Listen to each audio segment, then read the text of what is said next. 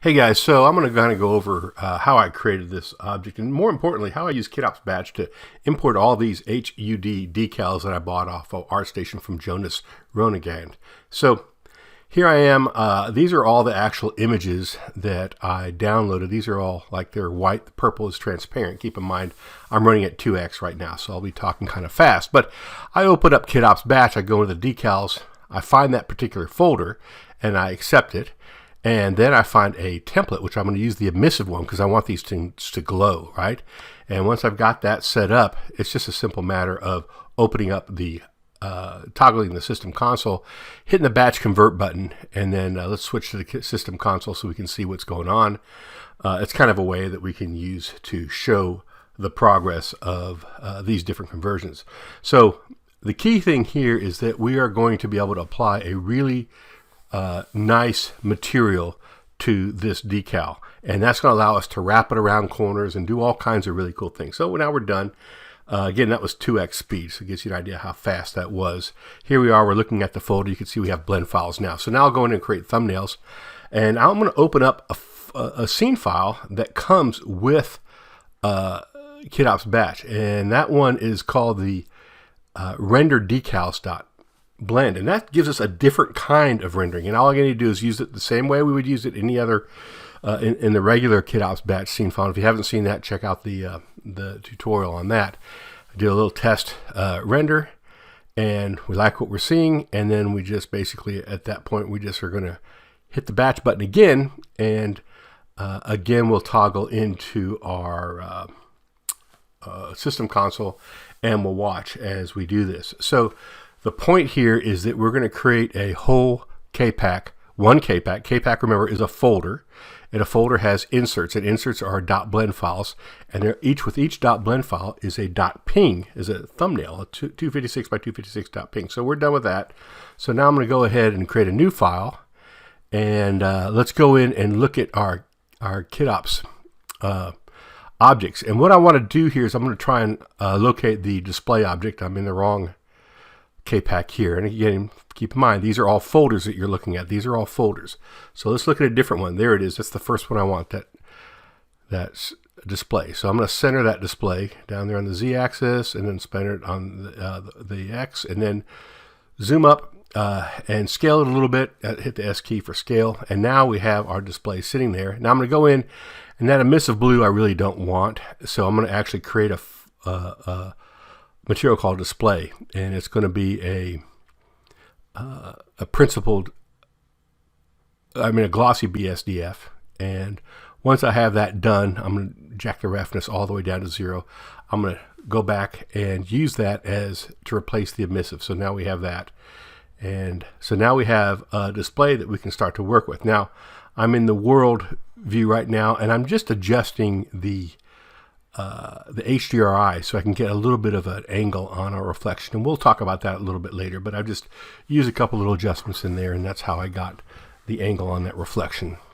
And I'm going to end up jacking back the actual strength. It's a little too high, the HDRI is. In fact, as we look, I'm going to go right back in right now into the inserts, and I'm removing the KitOps props for the display because I want to add the inserts directly on it, and I can't add an insert to an insert. So now I just go in, I find an insert, and I can just drag it on. I'll go into orthographic view, which is the front view, and I'll just start adding more and more inserts as I go. And so the point is, I just identify what inserts I want for my interface for this screen, and I just keep adding them, and it works out really well. As you can tell, it's a good system, and these I just literally bought 10 minutes ago, so I'm starting to use them already. And one thing I may have wanted to do is convert this into multiple KPacks. That would be just simply copying and pasting, or cutting and pasting the files, the blend files, along with their pings, and create a new folder. That way I wouldn't have to scroll through them the way you're watching me scroll through them to get to the bottom of those.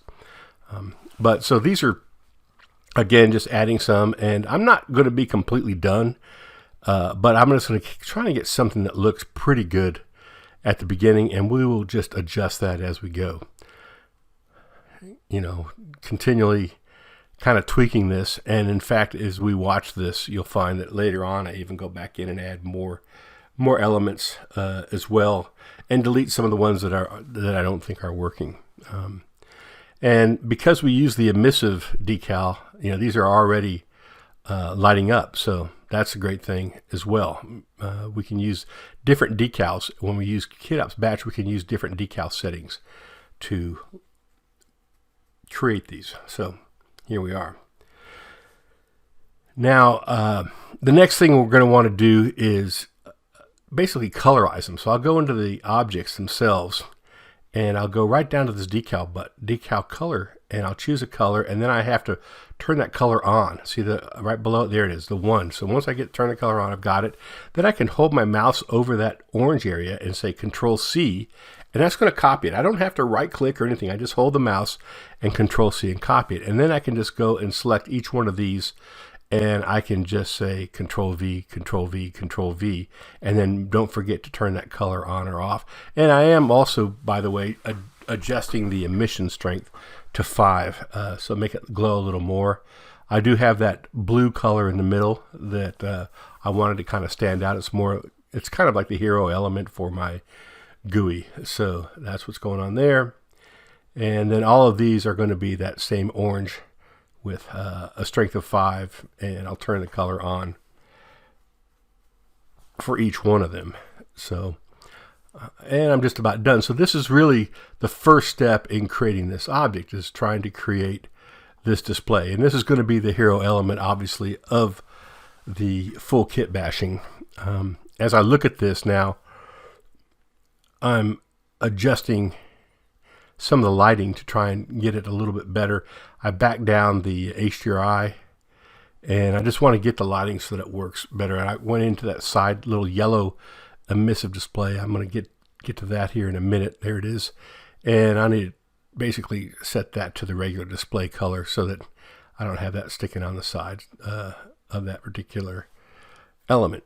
So now that I have this done and I've got the lighting kind of set up the way I want it, it's not completely perfect at this point, but it's somewhat. And don't forget, I'm going to be sharing this scene with you without the graphic elements, because I don't own those, but I'll share the rest of this scene with you guys so you can see how it's lit and what some of these settings look like. So now I'm just going to grab that back of this thing and pull it in a little bit and get it to what I think is going to be a good proportion. Notice that the front is square, which typically isn't a great proportion, but I'm going to use it anyway.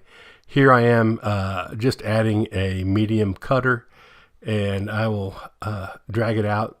And so really the next few minutes is going to be about using cutters to kind of sculpt the shape of the object, right? So I've got kind of a 1/3, 2/3 thing going on right now, as you can kind of tell. And what I'm doing is I'm just playing around with different kinds of orders of things and things that, details, these particular vents. I thought, well, maybe I want to, take that and rotate it around so I can get the highlight coming down a little bit better on it. And then once I've done that, I can delete this. And if I'm in smart mode, I can just say Shift D, move it down, and then Shift R is to repeat the last operation. And so it'll actually, so that's a way I can kind of do a poor man's array on these inserts. So now this is done, let's go ahead. I'm going to look at some other inserts. I want to look at something on the side, and I want this thing kind of with a little bit, not handles, but some kind of circular detail in it.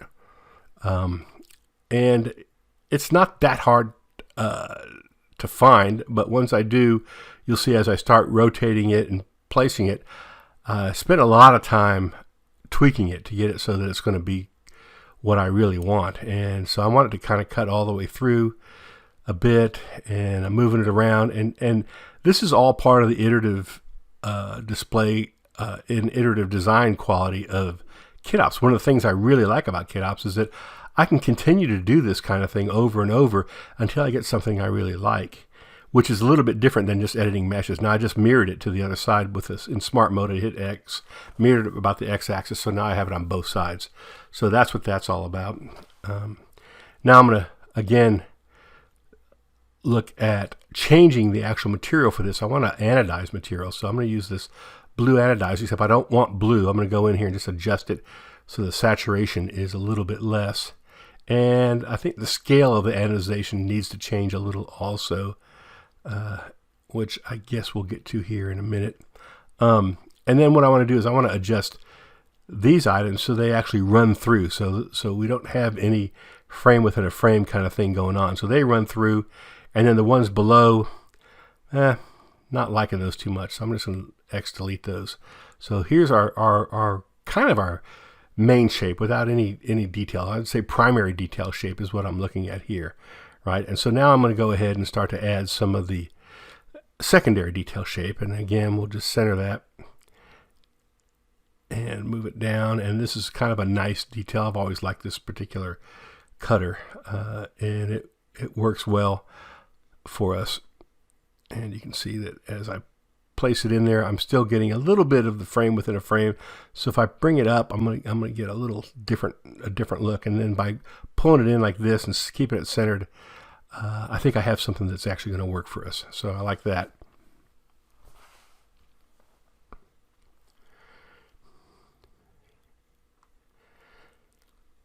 Okay, and then I use Power Save to save.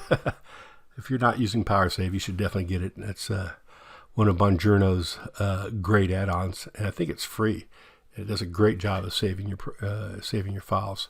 So here we are. We've got a pretty good-looking basic shape that we're working with, and we're just going to need to add a lot of detail to it.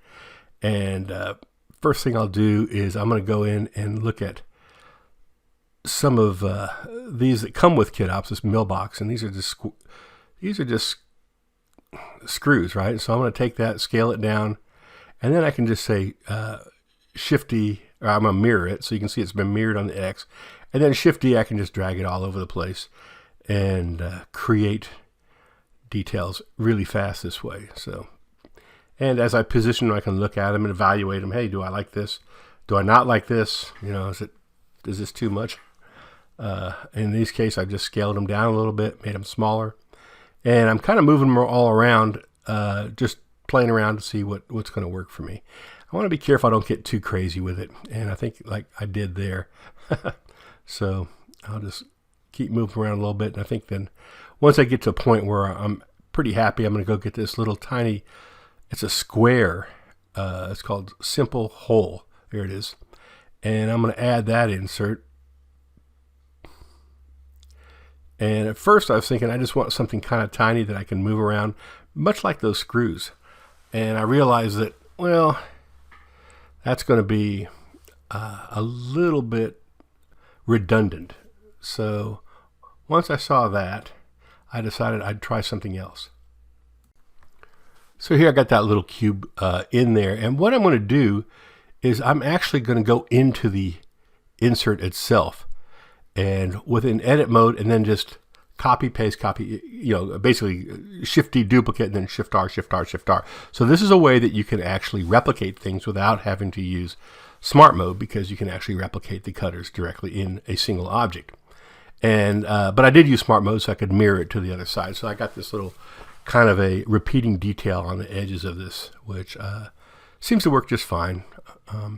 Again, I'm going to go in and I'm going to add this little, it's a little 3-part parting line object. And I started playing around with this, and I couldn't figure out why in the world is this thing not cutting. It cuts, like right there, it's cutting okay. But if I try and extend it, if I try and make it larger, it won't cut all the way through. So watch when I do this. And it was a little bit confusing for me because I really didn't understand why that was doing that when I know it did it before. And I am using 2.90, and I wasn't sure exactly what was going on. And then I started looking over this Solidify, and I realized that the mode was set to simple. And in fact, that was really going to be my problem. It needed to be set to complex. And once I set to complex, it would cut just fine. There it is, complex. Now it's cutting just fine. So keep that in mind. I'm going to adjust the thickness. That particular insert has the ability to adjust the thickness of the parting line. So I adjusted them there. But that's a good thing to keep in mind when you're using some of these cutters. You may have to set them to complex for them to work right in 2.90, which isn't a big deal, but this is good. It's always good to know. So here I'm looking at the final kind of the primary, secondary detail, and it's got a little bit of tertiary decal too on there. The little vents and the side patterns and some of that stuff. So next, I'm going to add another insert, and I'm going to put this one right on the bevel up here. So that's right there, and then I'll just, of course, I can center it just using the transform panel and scale it, and that works just fine there. And kind of have to move these a little bit wider and move them a little closer to the edge. And of course, if you edit one, you're editing the other one on the other side automatically because it's mirrored. So that's good. Now, as I look through the rest of this, I'm going to start moving some of these bevels around. And in this particular case, I realized that last bevel was getting lost. And so I moved it back up to being second. So, and then I can add a last bevel on this object later if I want to. In fact, I've got a new product called KitOps Bevel that will do that for us. Here I am again, still working on, using a similar insert, still working on trying to get the final design right and mirroring it, getting it to where things are looking okay. It's a little bit of a frame within a frame, but because it's matched so close to the borders, it's not a big deal. I have these little, I don't know what they are, BNC connectors. They're not really, I'm not sure what they are, but they again are part of the KitOps, that comes with the KitOps Pro and KitOps Free, this little connector, and mirroring it. So I've got the connectors on there, and I want to position them up high, knowing that I'm going to put some label text below them, and that's important. So that's why I set them there. So now I'm looking at, okay, what else can I add to this thing? So I said, oh, well, let's put in some KitOps Batch and KitOps Pro logos. So I go up here and I'm going to put it on this surface here and scale it, move it over, and then I go and try and figure out what color I want to make it. And sure enough, it turns out that, making it white might work, but yellow kind of doesn't work. I just ended up making it black. It's going to be real subtle, but it'll show up. And here's where I go and adjust the actual texture of this anodized metal. There you go. It's a lot finer now, so that looks better. And I'll do the same with KitOps Batch and drop it directly on there, shrink it. Here I set the actual coordinates to local so I can move it around on this particular surface, which is always a pretty good idea to consider. Again, make it black, and I'm just adjusting these a little bit to make sure they're all right. So there's a couple logos that I'll use. I eventually end up moving them around a little bit more, but for now, that's going to be good. Now I want to add some labels to this, right? So I'm going to go to, yes, these SC Gentech. These are Sir Charles's decals, and these are honestly the best ones out there. I mean, no one makes them better than Sir Charles, and they're definitely worth the price. So first I'll put one right up here on the side, change the color to something like that, kind of a bright blue.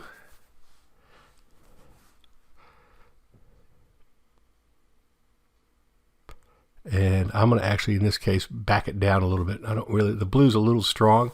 It might interfere with the rest of the design. So I just backed it down some. And now once I have that color, I can Control C it again. And as I start to add more decals, you'll see that, that I just Control V and paste that particular color in there. So here we have this decal, and I'll zoom in on it and paste it. So there, or we don't even need to zoom. We just need to scale it down and paste it. And we'll go back and find one kind of similar to it in terms of overall proportion. And we will add that. Now notice one thing that's interesting. We didn't select the object to put it on, but that's because the other decal was already selected. And if KitOps sees a decal that's already selected, then and you try and apply a decal onto it, it's going to instead apply the decal onto the target object of the decal that's selected, and that's what's going on. And so here we are adding another one, and again, moving it down, scaling it, and getting it to look just about right. So now I'm looking at this and going, okay, it's getting to be somewhere where I think that it's working all right. And then I look at the actual, I just right there just scaled the ground plane up quite a bit, just so I knew that I could, when I set my final scene up, I could fade it out. Here's another one of the KOPS Gentech decals, and I used the mirror to stick it on the other side, which worked well. I think I've got a couple more to add here.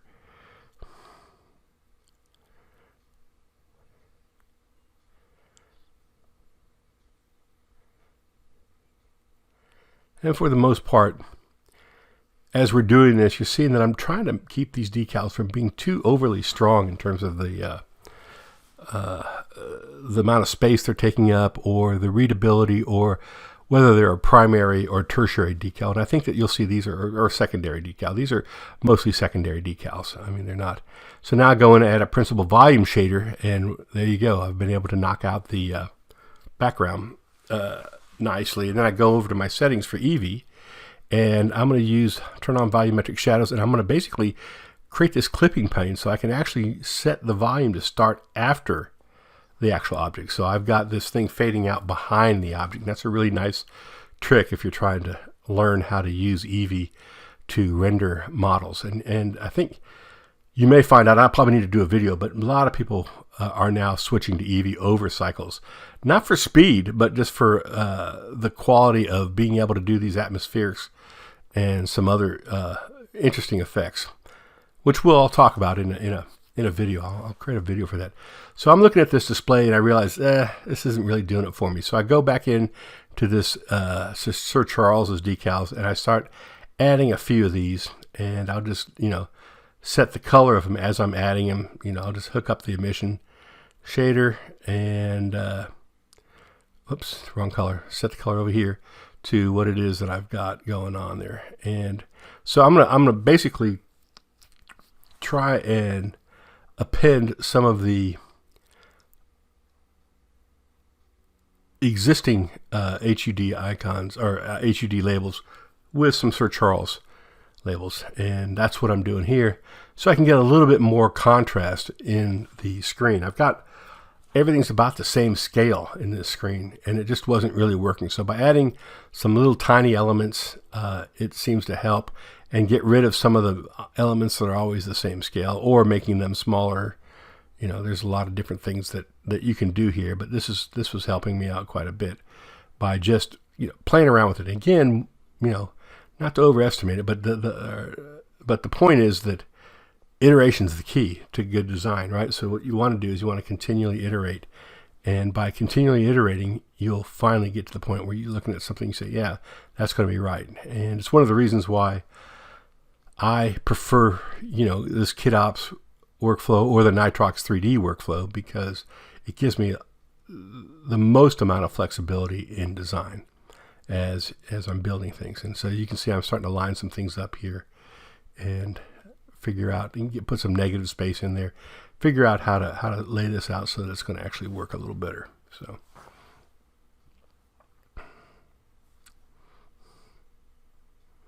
now I'm saving it. Now notice I couldn't save it, so I had to go to this Purge Orphans, and then once I did that, I was able to save it. And so sometimes you'll get these orphan elements, and you need to purge them, and PowerSave has that really great feature of being able to purge orphans. So now I'm in the compositor. So now this is my compositing setup that I use for just about everything. And what it does, it's got a this is the glare mode. I'm using ghosts, and I'm adjusting it so that I can get them just a little bit. I don't want a strong ghost. This is the curves for getting my contrast right. So I'm playing with that a little bit, and I decide I really want a little more contrast, which is like an S, very slight S in there, and I got that to work well. And now I'm adjusting the color balance, and you can see down below I'm getting something that's a little bit, looks a little bit more realistic, because there's no such thing as a real, true 100% gray. So that color balance seems to work pretty pretty good. And then also in there, which you didn't see, I have a film grain, which is a noise, and some of that. So that's worth looking at too. Take a look at it in the file. So I hope this was helpful to you. It was, like I said, it was done at 2x speed, but it's a pretty nice little video compilation of some of the ways that I tend to work. Thanks for watching. I'll see you online.